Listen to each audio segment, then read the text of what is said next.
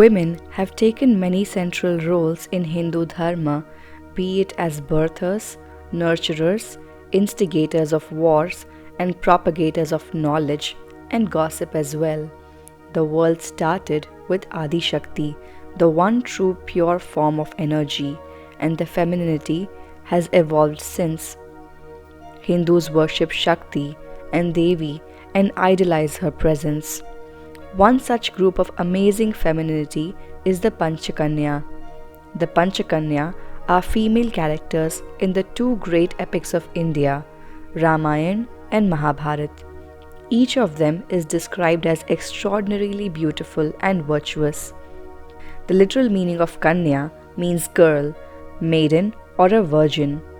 Although the five women are all married and sometimes with multiple men, this was the word chosen to depict them instead of the word Nari or Sati, which was then questioned by scholars.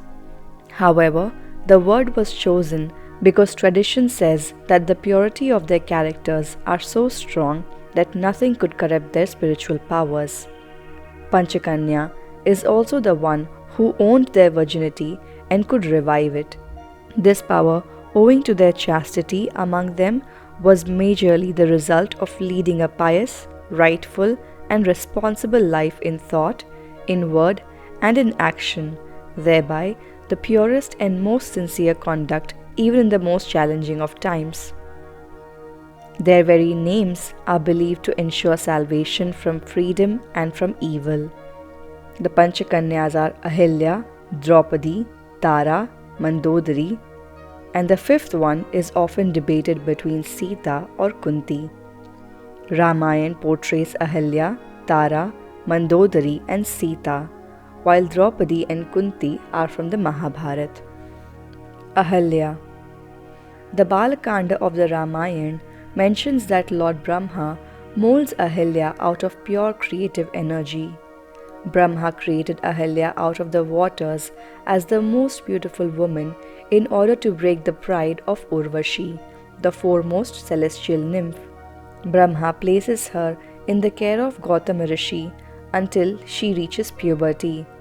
When that time arrives, the sage returns Ahilya to Brahma, who is impressed by Gautam's sexual restraint and asceticism. Happy with his conduct, Brahma bestows Ahilya upon him. Indra, who believes that the best women are meant for him, resents Ahilya's marriage to the forest-dwelling ascetic. The king of the gods, Indra, was infatuated with her beauty and comes disguised as Gautama when the sage was away and requested physical relationships with Ahilya. In some versions, Ahilya sees through his disguise but still complies out of curiosity and because her husband would neglect his matrimonial duties. While in other versions, Ahilya falls prey to Indra's trickery and does not recognize him. In all the narratives, Ahilya and Indra end up having physical relations and are cursed by Gautama Rishi. Rishi Gautam then curses Ahilya to remain invisible to all beings for thousands of years, fast by subsisting only on air, suffering and sleeping in ashes, and being tormented by guilt. Nevertheless, he assures her that her sin will be expiated once she extends her hospitality to Lord Ram. Thereafter, Gautam abandons the ashram and goes to the Himalayas to practice asceticism. Indra was cursed to be castrated and be covered by 1,000 vaginas on his body. The Ayodhya prince Ram, his brother Lakshman, and their guru sage Vishwamitra pass Gautama Rishi's desolate ashram while travelling to King Janaka's court in Mithila. As they near the ashram, Vishwamitra recounts the tale of Ahilya's curse and instructs Ram to save Ahilya. Ahilya is said to have been touched by Ram's feet and rises from her stone state to a human form and goes to her abode. Indra's curse to be castrated and be covered with 1,000 vaginas ultimately turns into 1,000 eyes after much pleading. Tara. Tara was the wife of the monkey king Bali, who was presumed dead after a battle with the demon after which she married his twin brother Sugriva according to the custom of the time. Their relationship wasn't a formal marriage. Instead, it seemed like Sugriva simply took her as his own. When Bali unexpectedly returned, he was furious. In revenge, he abducted Sugriva's first wife, Ruma. Tara, wise and diplomatic, advised Sugriva to return Ruma to his brother. She clarified that Sugriva hadn't snatched her. Their marriage was legitimate because everyone believed Bali was dead. Tara, the mother of Bali's son Angad, finally managed to wrest a promise from him that he would not kill his own brother. In a duel between Sugriva and Bali, Sugriva's mentor Ram killed Bali, and Sugriva became the king of the kingdom of Kishkindha. Tara, as the dowager queen, left the decision of her son Angad's accession to the throne to Sugriva. She knew well that the guilt-ridden Sugriva would not deny her son his right to the throne. In his dying breath, Bali reconciles with Sugriva and instructs him to follow Tara's wise counsel in all matters. While all was well with Sugriva, eventually his lustful nature got the best of him, and he ignored his promise to Ram to help him win Sita back. When Lakshman entered Sugriva's chambers to bring wrath to his kingdom, Queen Tara diplomatically calmed the situation in Sugriva's chambers. Mandodari. Mandodari is the daughter of Mayasur, the king of the Asuras, who are godlike demons. He rescued a beautiful girl child from the well. He and his wife Hema adopted her and named her Mandodari. She was taught aspects of architecture by King Mayasur himself. He taught Mandodari about the various landforms, which were Swarga, Bhumi, and Patal. When she turned 15, he started involving her in his projects, and she eventually met Ravan when he came to seek her counsel. Valmiki's Ramayana describes Mandodari as a very beautiful, pious, and noble woman whose appearances once led Hanuman to mistake her for Sita. She was known to be extremely patient with Ravan's attitude towards women, but always questioned his actions and rebuked his choices.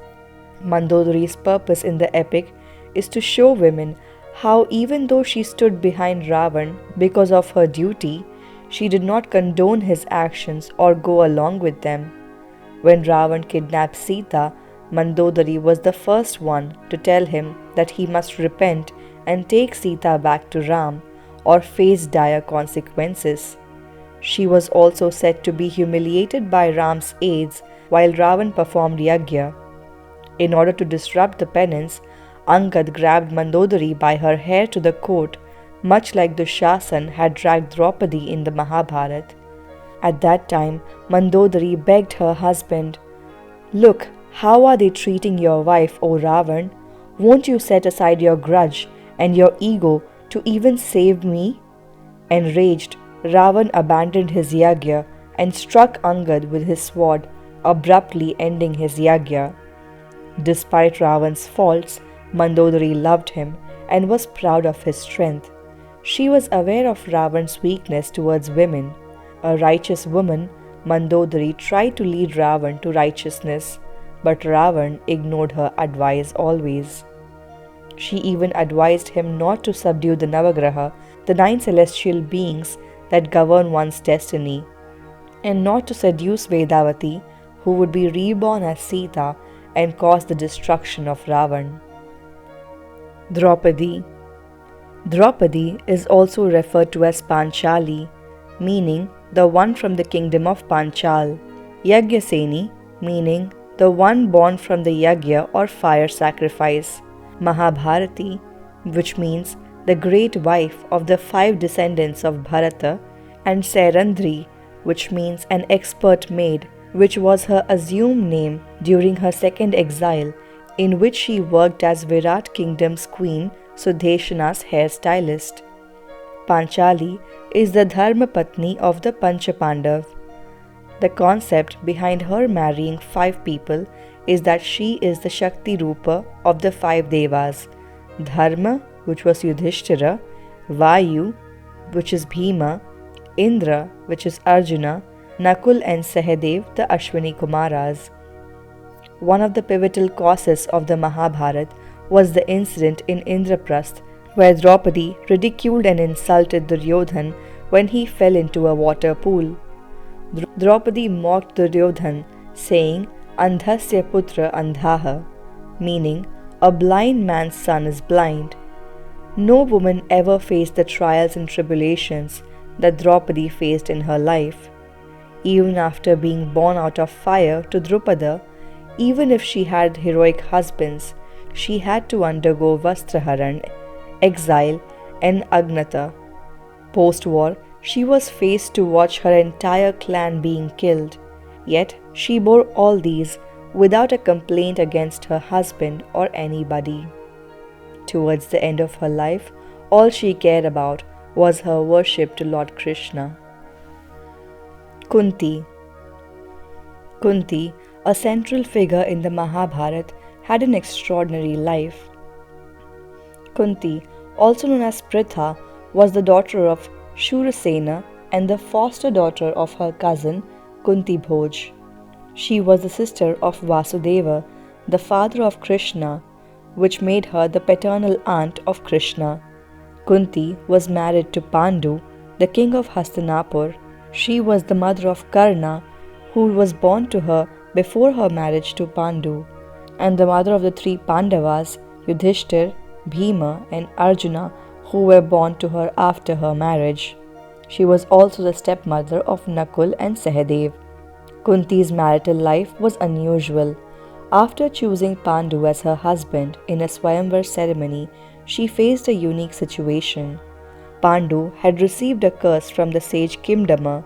The curse stated that he would die if he had intercourse with his wife, because he had accidentally shot the sage with an arrow while the sage was in the form of a deer and consummating with his wife.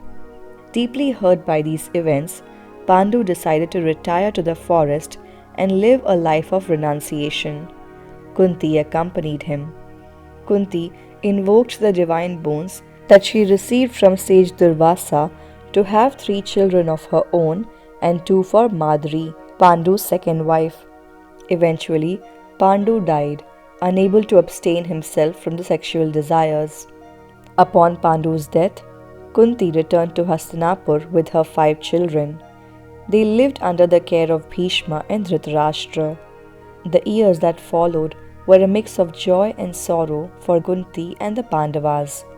Despite challenges, Kunti remained strong and wise. She taught her children to face difficulties bravely. The Pandava children enjoyed palace life under Bhishma's watchful eyes, but were also marred by the jealousy of the Kauravas. They narrowly escaped a plot to burn them alive in a house of lac. They also experienced the glories of the new-founded city of Indraprasth with its magical court created by Maya. Kunti's guidance prevented Bhima from killing the demoness Hidimbi.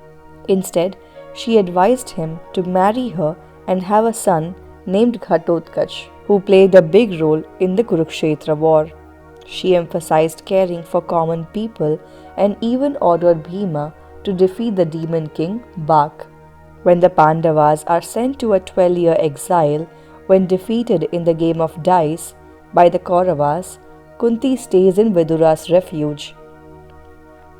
When an epic war between the Pandavas and Kauravas is to ensue, Kunti reveals to Karna, now a Kaurava general, about being his mother and gets him to promise her that he will not kill any other Pandava except Arjuna. After the war, in which the Kauravas and Karna were killed, Kunti, with the parents of the Kauravas, left for the forest and spent the rest of her life in prayer. She was killed in a forest fire.